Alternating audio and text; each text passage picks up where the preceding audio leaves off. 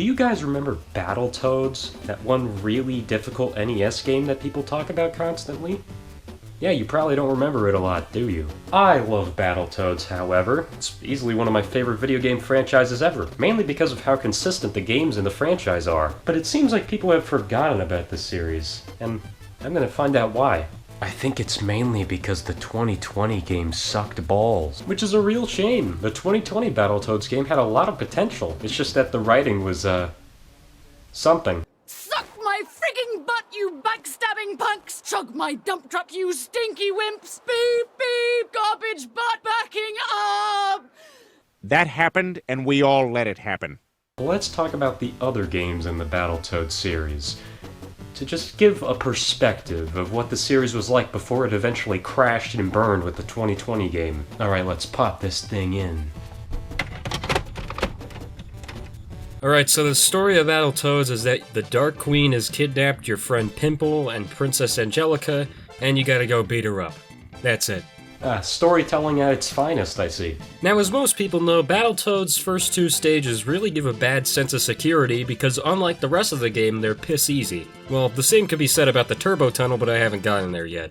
Now, normally you would be a good boy and play through the first two stages, but nay, I say to you, we use warps in this household. And now we go to the most infamous level in this entire franchise, the Turbo Tunnel. To most people who get this far, you've beaten the game. There's nothing else past this because you can't see it. But oh my god, it gets so much worse, trust me. To be honest, I really never had a problem with this level at all. Sure, I may die a few times, but it always feels like my fault. All you gotta do is memorize a little bit, be quick, and not get motion sickness. I was able to get 2 of those right.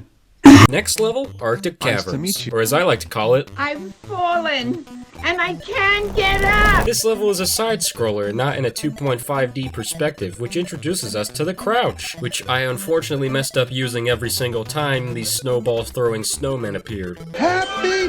This level's mechanic is using an ice block to break barriers impeding your path, and this mechanic sucks! Oh my god, it sucks! The rest of the game gets a lot worse. But when you say Turbo Tunnel is hard, that's like fetus level difficulty in comparison to everything else this game has to offer. This is the hardest game on the NES. Yes, I said it. This is the hardest game on the NES. And Battletoads is a bit easier.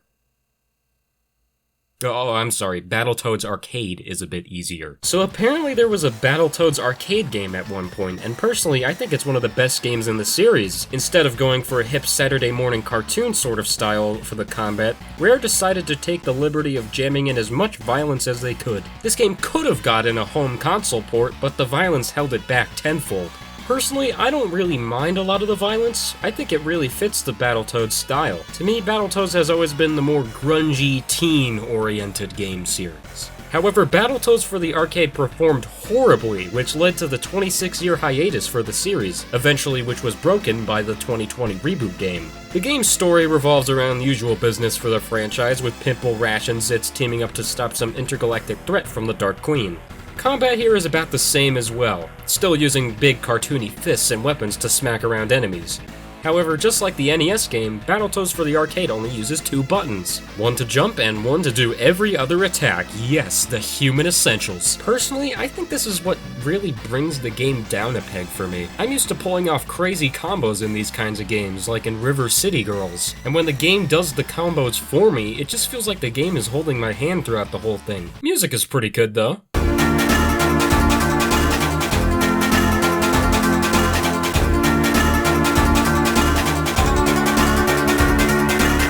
Enemy variety is kind of lacking. You kind of fight the same few rat enemies over and over again, and level themes are things you've kind of seen before, but they're pretty fun nonetheless. I do like this snow level a lot though. The game is only 6 stages long, and there isn't even a fight against the Dark Queen at the end, and a lot of the stages just go on and on. I guess this was a way to keep players from entering more quarters into the machine, but then again, there's no reason why these stages should be this long of the same thing over and over again. Something's telling me that this game was rushed, but it's alright, I guess. I stopped playing around stage 4 because it just got kinda stale. Same with this video, Blondie. This video is becoming stale. Oh, so you know about Battletoads too? No. Why would I know anything about Battletoads? I don't know, because you like immersive sims? What the fuck? Why are you here anyways? Here's a Super Nintendo game. Bye.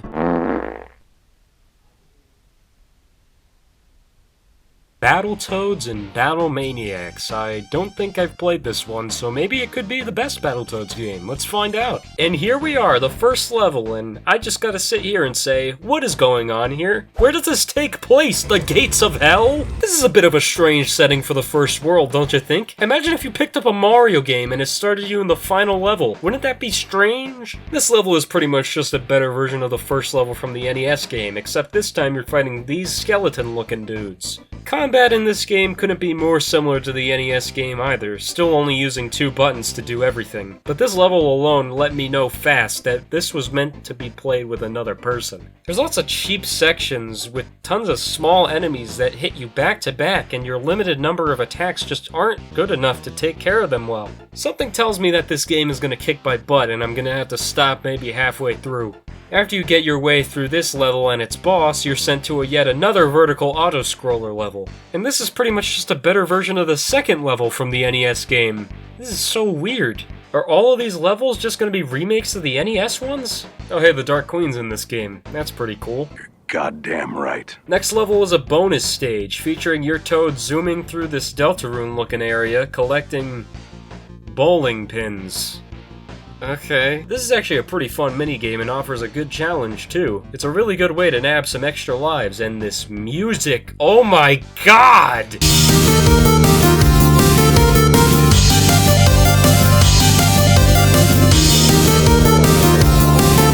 Next level, the Turbo Tunnel. Again.